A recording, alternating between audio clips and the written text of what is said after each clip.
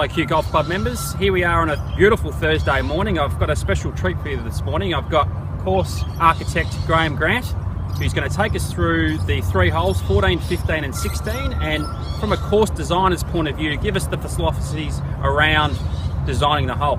Welcome, Graham. Thanks, Matt. Now, here we are, Graham, on hole 14. This is the first hole that we actually completed. Standing on the tee, what was your thoughts and ideas regarding designing this hole? Well, Matt, with any of the holes, we try to set them up so that the average golfer and the better golfers and the ladies, all the golfers at the club, have a certain challenge when they play the hole. Yep. So with this one, we've left the opening to the green quite wide, and for those that want to run it in, there's a little slope there that will feed the ball onto the front of the green.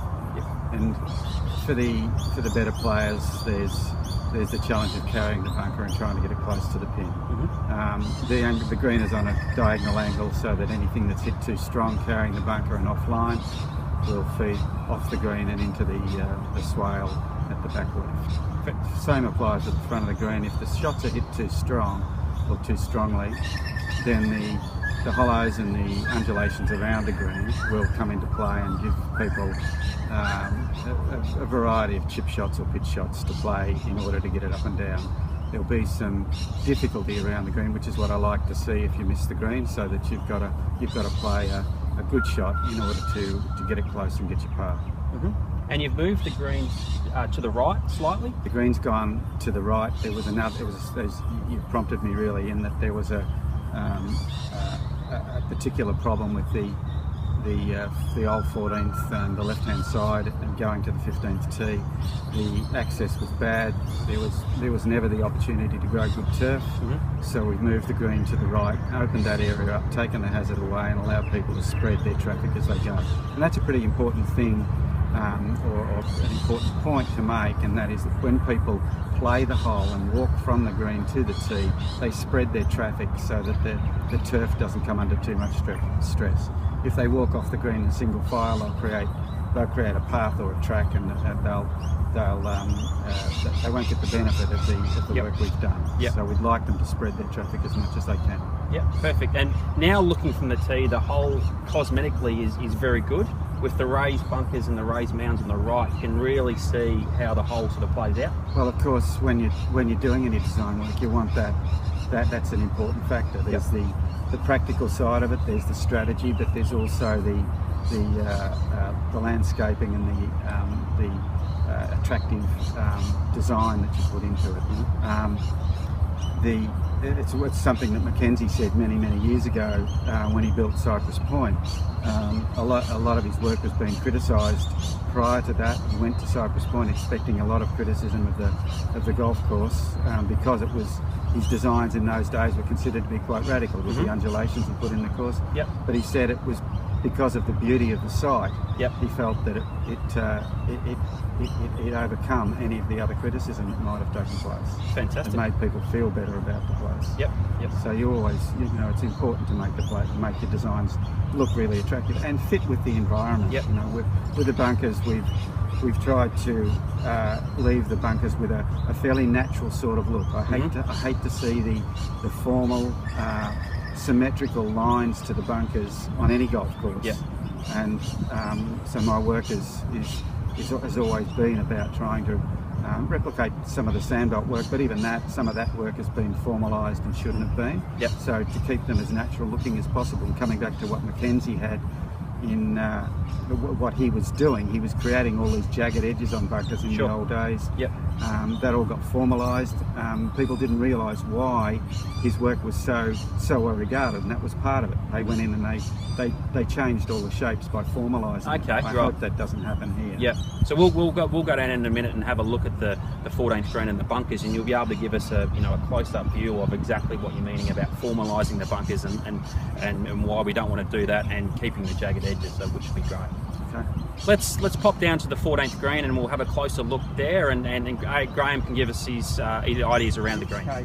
I mentioned that the average player had the opportunity to run the ball in. We're standing on the slope, running the ball in from the left, which is what I didn't mention. Staying away from the bunker. If you don't have the capacity to carry the bunker, you can stay away from it land the ball short and have the slope feed the ball onto the front of the green. And if it does that, and you do it at the right, you've hit the shot with the right weight, then it'll finish in a really good spot on the green to have an uphill putt to the back right. But if the pin's on the front left, then you're going to be in position to make an easy par or possibly a birdie. But as I said, if that shot that lands at the front of the green is hit too strongly, or it's hit too far to the left, there are problems around the green with the hollows and undulations. So here we are in the bunker of the 14th green, just beside the 14th green. Graham, you explained before the jagged edges. Take us through your philosophy on the bunker. Well, the philosophy that I have with these bunkers is that the edges should look like an eroded creek bank. At the moment they don't look quite like that because it's quite new. Yep. But when it's allowed to grow, and those even the little jagged, what appear to be jagged edges now, still have some formality to them. Mm-hmm. But if they're allowed to grow, and you carefully trim them, so you're not trimming soil away, they eventually, the wind and the weather eventually make them look like they did. Like the edges did before the turf was laid. So like a really natural as natural look. as possible. Yep. And if you look at where bunkers came from, that's what you see. You see Yep. natural types of work. The early designers, referring back to them again, they tried to mimic that, but things got formalised because we, as human beings, tend to want to see things in a formal and symmetrical way. Yep. We have an urge way to see it like that. Yep. And I hope that we don't lose that here, because when it's allowed to grow and look natural, it looks, in my view, it looks far better. Yep. And will be quite a feature of the golf course.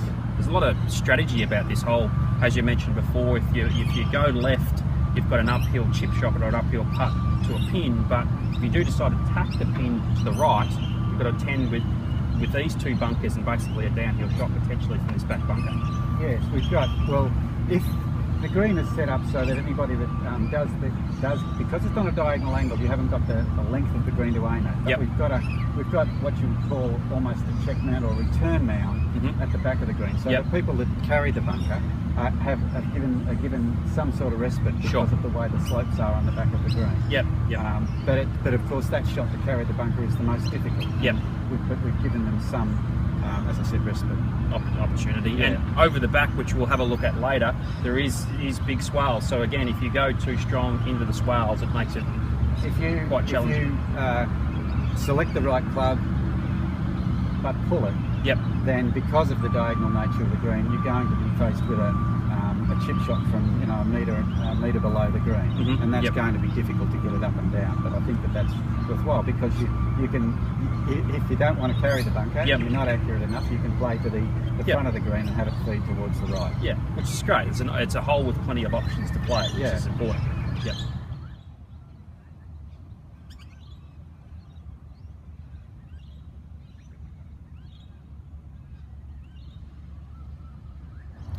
Here we are on the 15th fairway, just in front of the new bunker complex. Graham, we've got 3 new bunkers here on the 15th fairway. Can you take us through what your philosophies is in regards to off the tee, and also? Well, look, Matt, the bunkers are positioned far enough out from the tee to be challenging the better players rather than the average players. And I've set it up so that if they want to get a really short shot to the green, which most of the young blokes will do, they'll take your bunkers Yep. on. They can take the 2 on the right with a carry of about 230 metres, I think Yep. it is. Mm-hmm. And that's open to them. They'll be encouraged to do that. But Yep. if they do pull it, they'll be encouraged to do it because of the distance. The carry distance of 230 is not that far for them. Yep. Yes. But if they pull the ball, they're going to be faced with a shot out of that bunker. Yeah. on the So left. yeah. There. We've left it purposely open through the centre of the fairway, Mhm. so that the average player has an avenue to get through. To run it up. Yeah. The single figure marker that hits at about 220 metres, he's going to play up short of the bunkers and be faced with a shot of about 135 to 140 metres. But if they want to go a little closer, they take the risk of getting into the short one, or like if they want to take a little closer to the further one, they take the risk of getting into the short one from the push shot. Yeah, because you've got plenty of room out to the left here if you want to call it what it is, it's a bailout area, I suppose. Yeah. It's not the best angle at the green. The best angle at the green is from the right-hand side. So if they think about their shot, they can place it short of the bunkers and have a shot to a green that's tilted from left to right and actually hit into the slope. If they play out to the right and avoid all the trouble off the drive, they're faced with a much more difficult shot to the green, where they have to be much more precise in the way they play their shot. Hitting it close to the left bunker at the green in order to get it to feed towards the centre of the green. Which is the characteristics of a good hole, isn't it? If you want to play safe, you've got a difficult shot for your second one. If you want to bring in some risk, you're going to get yourself a better option going into the green. That's exactly how it's been set.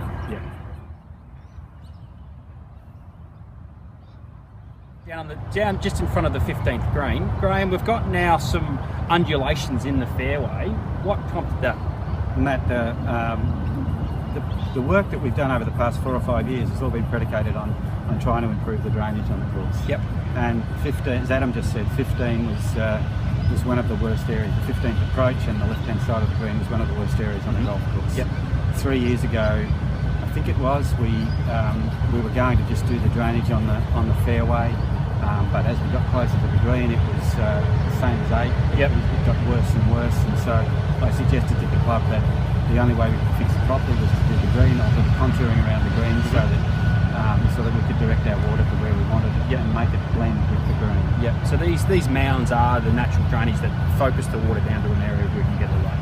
The idea of the drainage is to create swales where the water can be taken to in a fairly rapid way.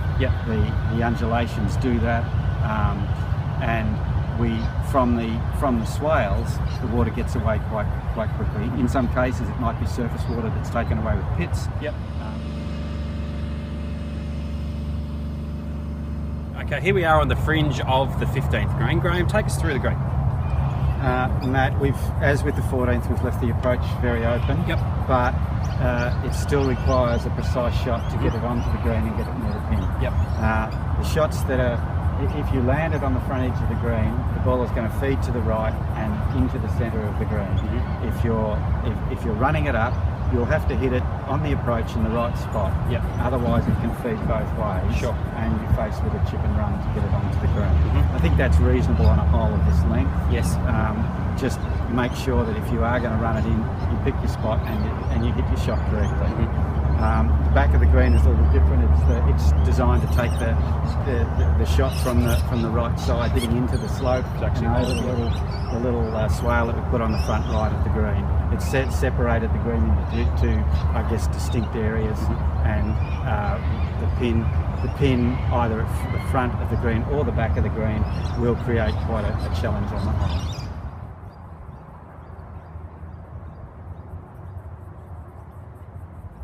Okay, here we are on the 16th fairway. Graham's going to take us through the new bunker complex and the widening of the fairway on the 16th.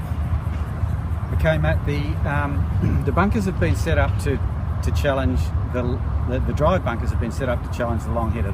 The young blokes that want to try and get home in two will now have to place their drive really accurately, or some of them might consider taking the carry on the right hand side. The best angle of approach is from the right, and that's what they'll be aiming for. The left hand side of the fairway has been left open on purpose so that every golfer, regardless of their ability, can play down the full length of the hole without having to negotiate a bunker. Or they can play short of the bunkers. The bunkers don't start until we reach 230, 235 metres off the tee. So everybody's given an opportunity on the hole, and the hole becomes a little more challenging for the long hitter. It was a difficult hole and it is a difficult hole to give it some sort of integrity because of the length. As a par 5 at 451 metres, it's very short. So the bunkers, I guess it's short for the long hitters. It's more a par 4 for them. So they have to do something a bit more special than they did before in order to get it on the green and make 4. The shorter hitter, the average player, even the single figure marker that doesn't hit a long way, his trouble is going to start when he gets near the green. So his fairway is left open at the fairway, at the driving end, and then he's got to deal with the undulations and the bunkers at the green. We've actually pushed the fairway left a little bit around the bunkers to give it more room. The fairway has been opened up on the left side because it can be as wide as you like on the left side. That's not the place from which to attack the green.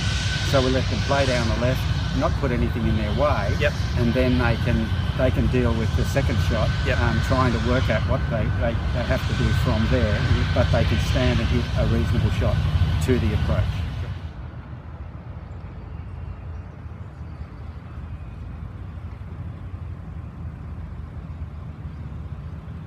So here we are standing about 50 metres short of the 16th green, which has been changed from the old green. Graham, take us through the bunker complexes in the green on the 16th.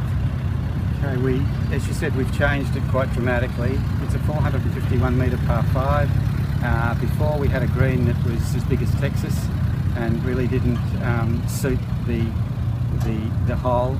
Didn't provide the same challenge, the challenge that I felt was necessary on a hole of this length. So we made the green almost half the size of the other green, and we've put a lot of undulation around the green and some bunkers, one on the right and one on the direct line to the green on the approach.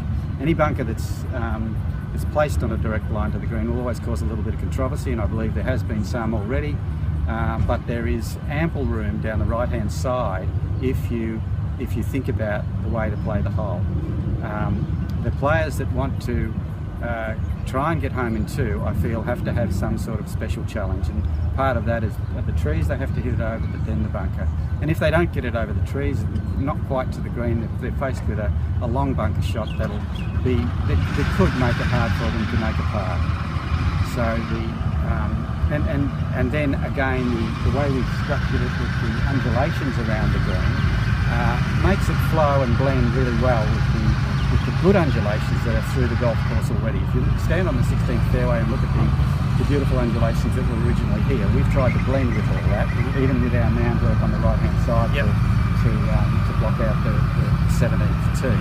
Everything is flowing and gently blending into the good parts of Kew before we started this work.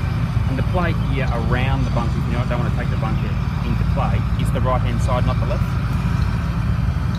It's up to the players themselves to choose what to do.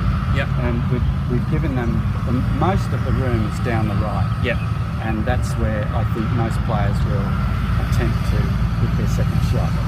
And if they do that, and they don't go too long, they can hit a chip and run up the bank of the green and onto the green. If they go a little too long, they're going to have to get it over the bunker that's in front. And the green runs from back to front? The green has got 2 slopes on it. It's running from back to front and a little bit to the right side, taking water off, and then it's split in the middle and water comes off towards the front. So playing a chip shot from the right-hand side, you're actually playing up the green. So yes, you are. And even from I think it's, from my way of thinking, it's going to be it's probably an easier shot to run it down the left side and chip it up onto the green. Then have to take the odds to the bunker on the right-hand side of the green. Right. But the left side is the most difficult to get to. Yep.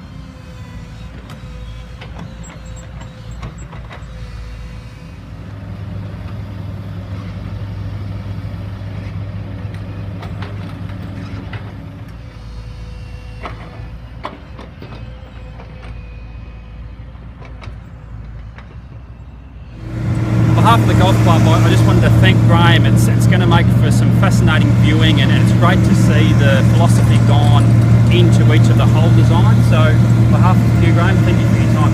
Thanks, mate. Pleasure.